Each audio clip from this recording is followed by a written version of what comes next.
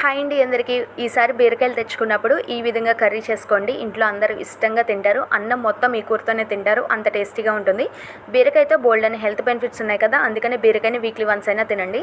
అరకేజీ బీరకాయలని చెక్క తీసుకొని ఇలా సన్న ముక్కల్లాగా కట్ చేసి పక్కన ఉంచుకున్నాను. స్టవ్ ఆన్ చేసి బాణీ పెట్టి 3 టేబుల్ స్పూన్లు ఆయిల్ వేసి ఆయిల్ హీట్ అయిన తర్వాత ఆవాలు, జీలకర్ర, పచ్చిశనగపప్పు, ఎండుమిర్చి వేసి ఇవంతా బాగా వేగిన తర్వాత 2-3 పచ్చిమిర్చిని, ఒక మీడియం సైజ్ ఆనియన్ని ఇలా కట్ చేసి వేసుకొని ఈ తాలింపు అంతా మగ్గించుకోవాలి.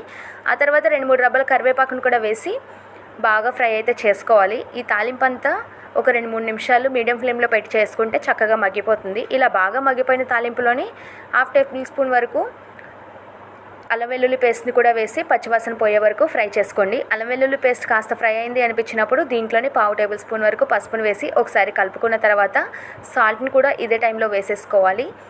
ఈ కూరకు సరిపడా సాల్ట్ని ఇప్పుడే వేసేసుకుంటున్నాను. 1 టేబుల్ స్పూన్ వరకు సాల్ట్ అయితే వేసుకొని మరొకసారి బాగా అయితే కలుపుకోవాలి. ఇదంతా కలిపేసుకున్న తర్వాత దీంట్లోనే ముందుగా పక్కన కట్ చేసి ఉంచుకున్నాం కదా బీరకాయ ముక్కలు, ఆ బీరకాయ ముక్కలు అయితే వేసేసుకోండి. ఈ బీరకాయ కట్ చేసుకునేటప్పుడు టేస్ట్ అనేది చూసుకోండి, లేకపోతే ఏదైనా బీరకాయ చేదుంటే కర్రీ అంతా పాడవుతుంది, బీరకాయ కూడా చేదవుతుంది. తప్పకుండా ఇది మాత్రం చేయండి.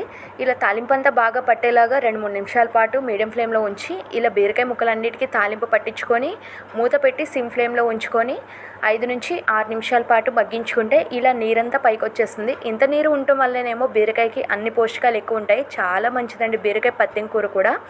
ఇలా వాటర్ అంతా పైకి వచ్చిన తర్వాత మరొకసారి బాగా అయితే కలిపేసుకోవాలి. ఇలా కలుపుకొని ఫ్లేమ్ని మీడియంకి అడ్జస్ట్ చేసుకోండి. ఈ వాటర్ కొంచెం ఇంకిపోతే సరిపోతుంది. ఆ తర్వాత దీంట్లోని 1/2 టేబుల్ స్పూన్ వరకు కూరకారం అయితే వేసుకోవాలి. ఇక్కడ ఆల్రెడీ మనం పచ్చిమిర్చి, ఎండుమిర్చి వేసాం కాబట్టి మీ కూరకారం ఘాటును పట్టి యాడ్ చేసుకోండి. ఆ తర్వాత 1/2 టేబుల్ స్పూన్ వరకు ధనియాలు, జీలకర్ర, గరం మసాలా పొడిని కూడా వేసుకొని ఇవి రెండు కూడా కూరకు బాగా పట్టేలాగా కలుపుకోవాలి. ఇలా బాగా కలిపేసుకున్న తర్వాత సిమ్ ఫ్లేమ్లో పెట్టేసి మరొక 5 నిమిషాల పాటు కూరని ఇలానే మగ్గించామనుకోండి, ఇంకొంచెం దగ్గర పడుతుందన్నమాట కూర. మరీ అంత వాటరీగా ఉండదు, అలా అని మరీ దగ్గరగా అయితే అయిపోదు. ఈ విధంగా ఉన్నప్పుడు ఇంకంతేనండి, స్టవ్ అయితే ఆఫ్ చేసుకోవాలి. ఇలా ఉంటేనే కర్రీ మనం అన్నంలో కలుపుకున్నప్పుడు టేస్టీగా ఉంటుంది. కావాలంటే దీంట్లో టమాటో కూడా యాడ్ చేసుకోవచ్చు, నేనైతే యాడ్ చేయలేదు. మీకు కావాలంటే యాడ్ చేసుకోండి. సరే కానీ బాయ్.